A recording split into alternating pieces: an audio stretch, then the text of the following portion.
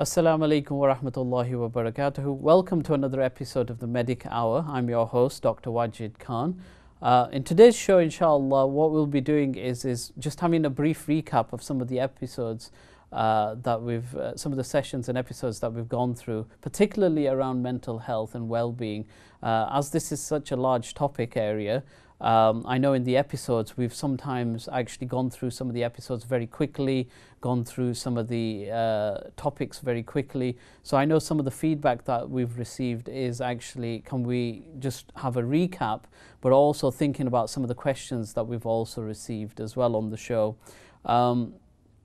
One of the things I'd like to do, inshallah, is just to give a brief overview of some of the topic areas that we've covered. Now, the issue of the show is we only get 1 hour to really talk about a huge topic area like mental health and well-being. So one of the biggest things that I could always recommend to viewers is that if you have an issue or a challenge or a concern or a problem, your first port of call, inshallah, should always be your health practitioner, your GP. Seek advice, seek that mashwara, inshallah. Religiously as well, inshallah, turn to Allah subhanahu wa ta'ala. Make that dua and everything. Allah is always listening, inshallah. So, no matter what challenge or issue you are going through, I would always say, inshallah, if you've been watching our previous episodes, have always that yaqeen that Allah subhanahu wa ta'ala is always listening to you, inshallah. So, just to give you a brief overview for the viewers that have not actually seen our episodes before, we've covered topics like anxiety and panic. We've covered topics such as depression and bipolar disorder, and we've also covered topics around understanding mental health and well-being overall. So what is mental health and what is well-being? How do we know somebody's got a mental health problem, and what do we do about it and everything? Particularly in our communities, this subject area isn't really talked about. This subject area is sometimes, our first port of call, and one of the episodes actually I think we've done recently has been, somebody asked a question about, actually you've talked about a lot of these disorders and things like that, but you've not talked about jinn and black magic and so forth. So one of the episodes that we've touched upon has been around understanding how do we interpret mental health and well-being, where does black magic and jinn fit. And again, what I'd like to reiterate to viewers is that our yaqeen and our fiqh tells us that these things exist, but our yaqeen and our fiqh also tells us that Allah subhanahu wa ta'ala has created this world, a world of means, and there are so many other things that can occur. And sometimes in our communities, the first thing that we do and the first port of call is we think, oh, it's black magic or it's jinn and things like that, and sometimes we don't actually evaluate the situation appropriately, and that's sometimes natural because we're trying to work out what is happening. We're trying to work out, why can't I cope with this situation that I'm facing, and sometimes when we're in that situation, we try to look for answers as best as possible. We go to so many people looking for answers, and sometimes, some people might give us wrong information that isn't accurate and things like that. And that's why it's important to go to qualified individuals, people who have that yaqeen and faith and also have the professional credentials as well, inshallah. What I'd like to do is in this episode is just to give you a brief overview of how we actually understand mental health in our communities. Because like I've already touched upon, sometimes we see as only jinn or black magic or nazar or something like that. Yaqeen is that, mashallah, Allah subhanahu wa ta'ala's help is always there, but also these things also exist as well. But on side of that, there are a lot of things in our world, for instance, which we can explain through understanding our body, because Allah subhanahu wa ta'ala has given us that understanding of our body, our mind, and all the processes and how those processes work. So the example I can give you is when somebody is anxious about something or has an anxiety attack, say for instance, the person has an exam to sit, that person is anxious. What happens when a person is anxious is the person has three different reactions. One reaction is of the mind, his or her thought processes. The other reaction is in the body, So the body responds. And the third area is actually our behavior and what we do. Okay? So if you think about generally mental health or issues that we face, and if you think about these three components, these three areas, you will start to understand and break down the issues and the challenges you face. So if somebody's suffering an anxiety attack or an anxiety issue, what happens? First and foremost, the body responds. Yeah, the body responds. The body starts to tighten up at times.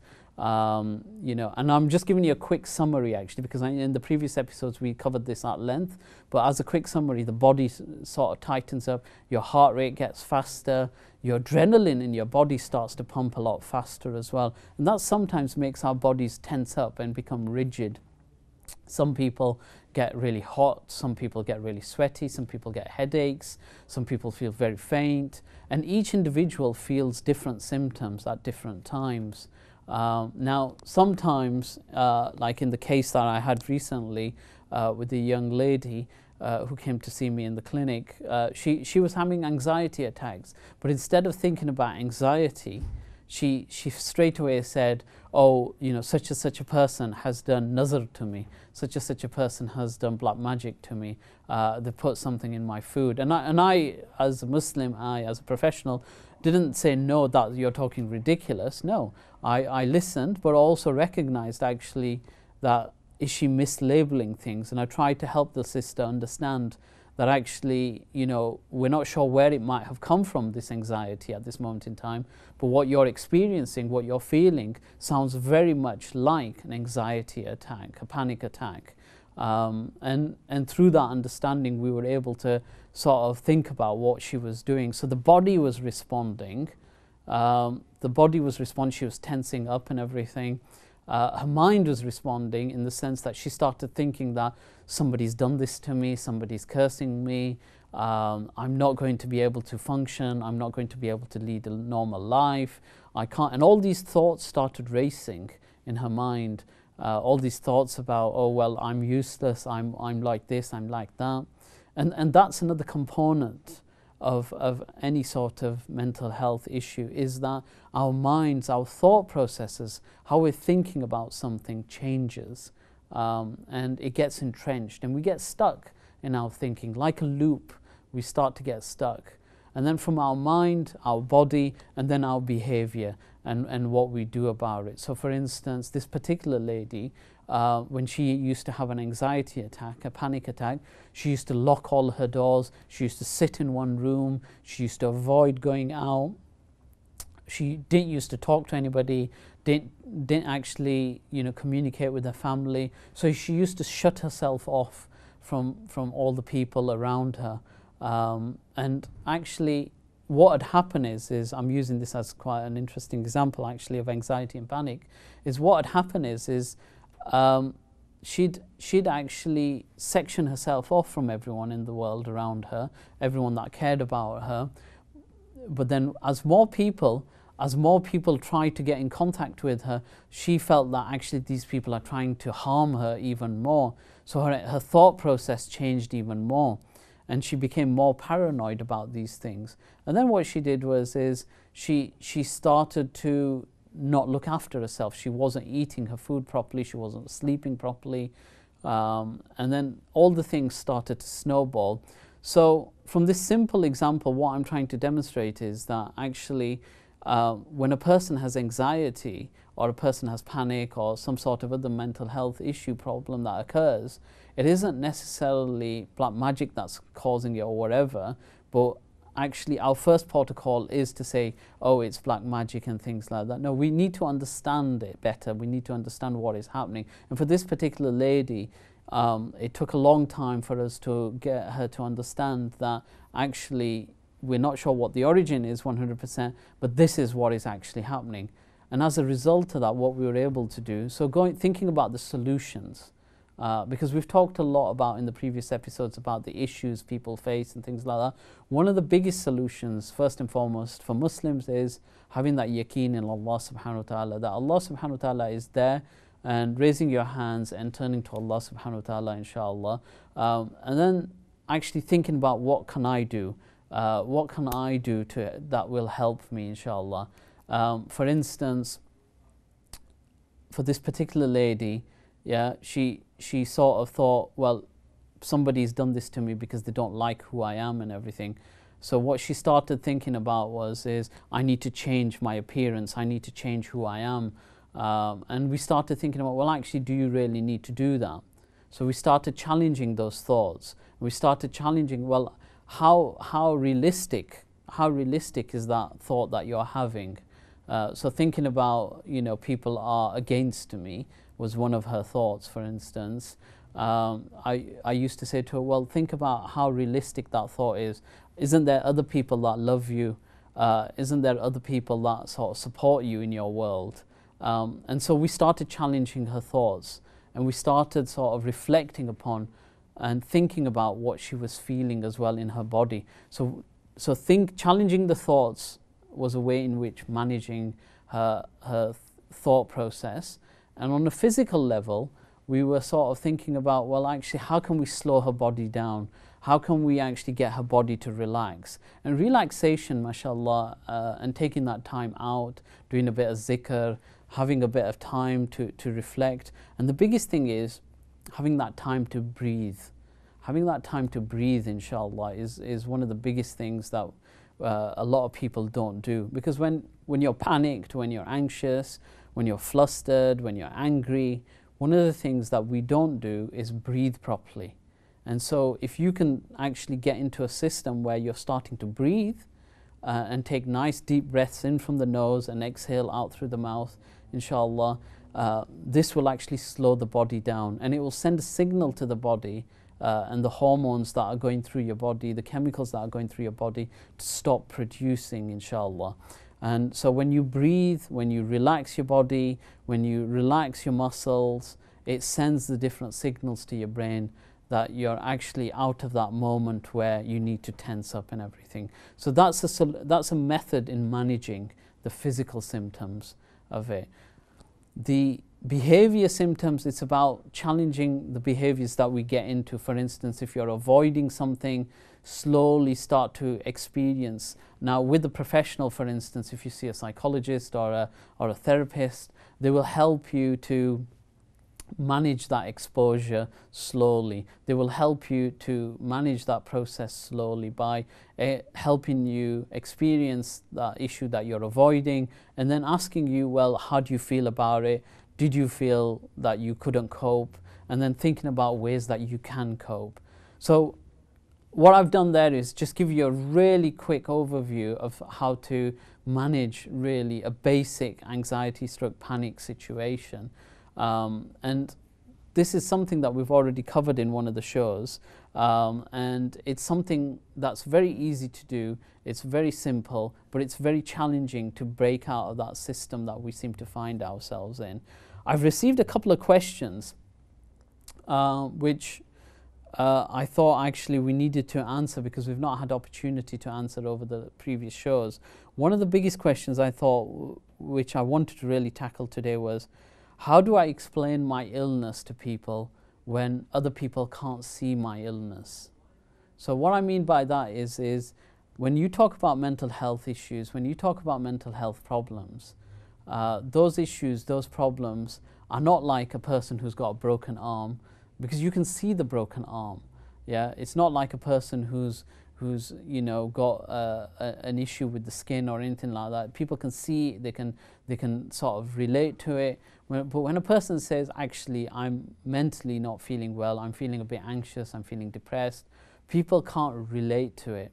People find it very difficult to understand what you're trying to say to them.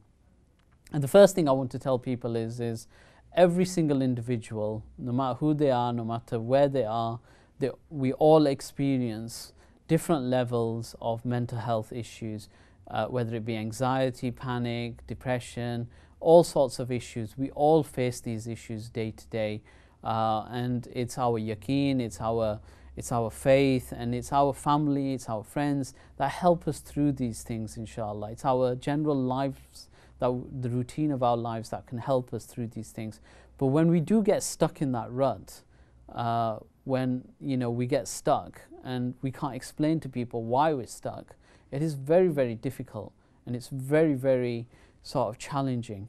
But at the same time, one of the biggest issues I found, again, giving you an example of somebody who I worked with recently in my clinic, this person was really trying to get her husband to understand that she was finding it very difficult to actually motivate herself to do anything. She was finding it very difficult to go out and do the shopping or do the routines that the couple had built up over lives. And the husband was thinking, well, actually, you were able to do it last month. Why can't you do it this month? And what's different? And one of the biggest issues, one of the biggest problems for this couple was actually the communication. And it's, well, not just for this couple, sorry, for any individual, is the communication issue. We don't communicate effectively within our families. We don't communicate effectively with our partners. And when we don't communicate, assumptions actually fill that gap.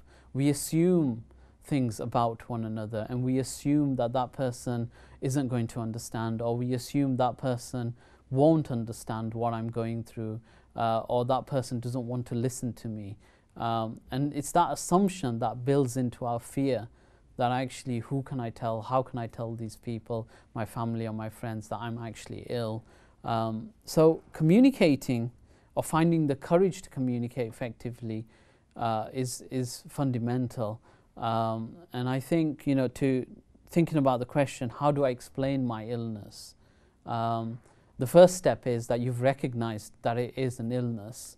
You know, a lot of people I see, and like I said, this couple that I saw, one of the biggest issues was they wouldn't even recognize that it was an illness, that mental health issues are an illness, like if you've got a cold, like if you've got a broken arm and things like that. They're an illness. And so because you're recognizing that, you're already halfway there.